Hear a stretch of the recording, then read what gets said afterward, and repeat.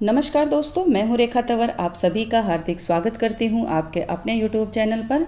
दोस्तों, आज की वीडियो में मैं आपको सावन के महीने से जुड़ी हुई संपूर्ण जानकारी देने वाली हूं कि सावन के महीने में स्नान, दान, पूजा हम किस प्रकार से करेंगे। सावन के महीने की इतनी अधिक महत्ता क्यों बताई गई है। सावन के महीने में ऐसे कौन से कार्य हैं जो हमें भूल कर भी नहीं करने चाहिए। शिव पूजा में हमें किन बातों को ध्यान में रखना चाहिए। आज का वीडियो इन्हीं सभी बातों को लेकर है। अगर आप मेरी वीडियो पर, मेरे चैनल पर आज पहली बार आए हैं तो मेरा आप सबसे अनुरोध है, वीडियो को शुरू से लेकर अंत तक पूरा देखिए। अगर आपके लिए ये वीडियो थोड़ा सा भी उपयोगी हो तो कृपा करके मेरी वीडियो को लाइक और मेरे चैनल को सब्सक्राइब अवश्य कर लीजिए। वीडियो के नीचे जो रेड कलर का सब्सक्राइब का निशान है उस पर आप क्लिक करें। क्लिक के बाद 3 ऑप्शन आएंगे, ऑल पर आप सेट कर लें। अब आप मेरी सभी वीडियो का नोटिफिकेशन देख पाएंगे सबसे पहले। अब मैं बात करूंगी सावन मास के महीने के बारे में। जैसा कि आप सभी जानते हैं कि सावन के महीने की शिव के भक्तों को काफ़ी दिनों से इंतज़ार है कि सावन का महीना कब शुरू होगा, कब समाप्त होगा, क्योंकि शिव भक्तों को बाबा भोलेनाथ की कृपा दृष्टि प्राप्त करने के लिए उनका इंतज़ार रहता है। सावन का महीना 24 जुलाई पूर्णिमा तिथि से शुरू होकर और 22 अगस्त पूर्णिमा तिथि को ही समाप्त होगा। ऐसे में आप मंगला गौरी व्रत, सावन सोमवार व्रत, प्रदोष व्रत या मासिक शिवरात्रि व्रत, अगर आप इनमें से किसी भी व्रत की शुरुआत करते हैं तो आपकी मनोकामना शीघ्र अतिशीघ्र पूर्ण होती हैं। बाबा भोलेनाथ को सावन का महीना इतना अधिक प्रिय है, जिस प्रकार से विष्णु भगवान को कार्तिक मास का महीना प्रिय है। कार्तिक मास में स्नान, दान, पूजा पाठ किया जाता है विष्णु भगवान के लिए। उसी प्रकार से सावन के महीने में बाबा भोलेनाथ की पूजा अर्चना आराधना की जाती है। विष्णु भगवान की पूजा जिस प्रकार से तुलसी जी के पास करते हैं, उसी प्रकार से सावन के महीने में बाबा भोलेनाथ की पूजा बेल वृक्ष के नीचे, समी वृक्ष के नीचे और सफ़ेद आकड़े के नीचे शिवलिंग रखकर अगर आप पूजा करते हैं तो आपकी पूजा बाबा भोलेनाथ तुरंत स्वीकार करते हैं। बाबा भोलेनाथ की पूजा सावन के महीने में शिवालय में करना सर्वोत्तम बेहतर रहता है। अगर आपके आसपास में शिवालय हैं तो आप मंदिर में जाकर बाबा भोलेनाथ की पूजा करिए। अगर आपके आसपास में मंदिर नहीं है तब आप बेझिझक इस पूजा को पूरे सावन के महीने में आप अपने घर पर भी कर सकते हैं। अगर आपने अपने घर पर शिवलिंग नहीं रखा हुआ है तो सबसे उत्तम महीना है बाबा भोलेनाथ को प्रसन्न करने के लिए।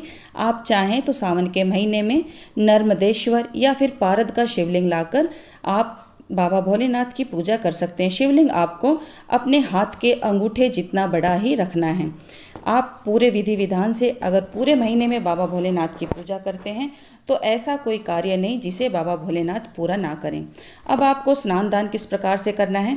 आप कोई भी महीना, किसी भी महीने में आप स्नान दान का नियम पकड़ते हैं तो आपको सूर्य उदय से पहले उठना चाहिए। अगर आप ब्रह्म मुहूर्त में उठते हैं तो सर्वोत्तम होगा। आप जितना जल्दी बनता है उतने जल्दी उठिए। स्नान ध्यान से आप निवृत्त हो जाइए। जितना जल्दी आपसे बनता है उतना जल्दी आप स्नान करें।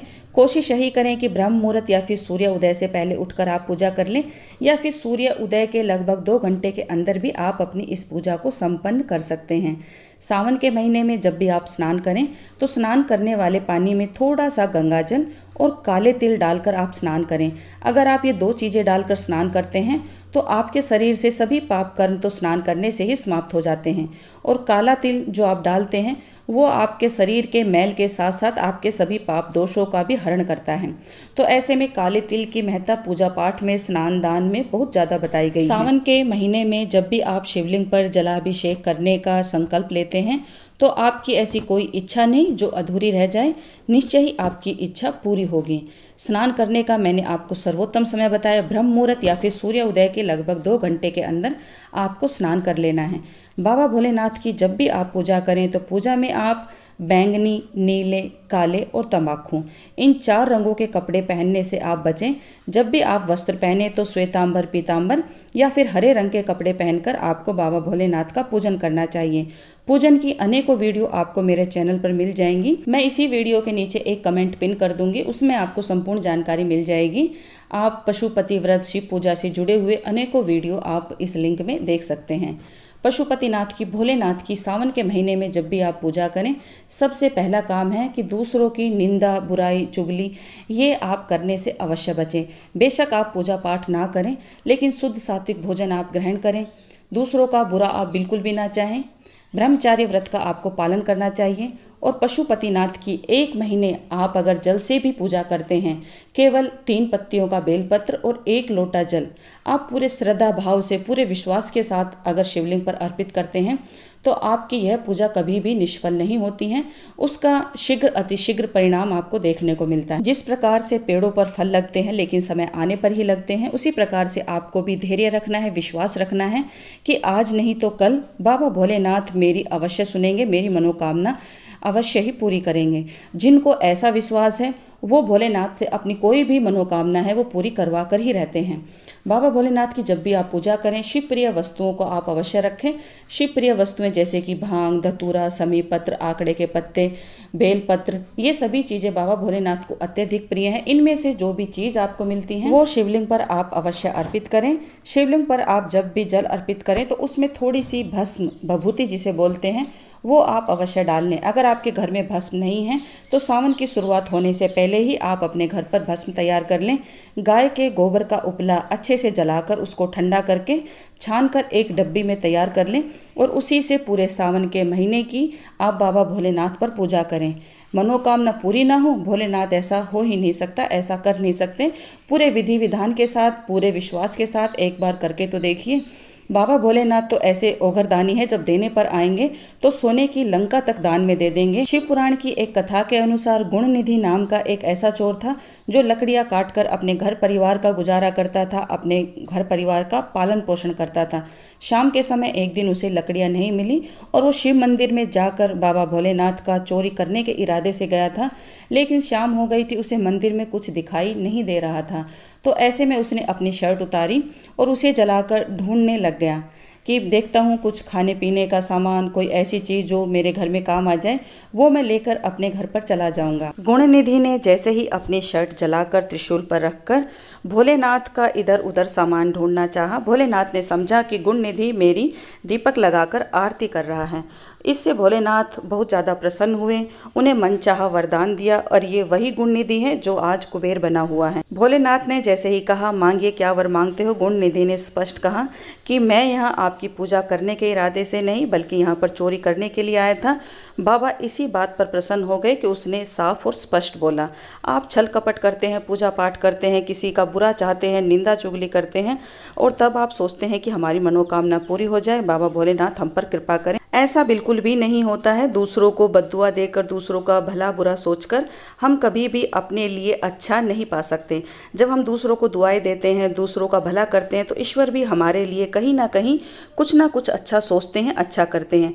सावन के महीने में दान करने का विशेष महत्व बताया गया है। सावन के महीने में सफ़ेद रंग से बनी हुई वस्तुओं का आप दान करें, सफ़ेद रंग की चीज़ों का आप दान करें।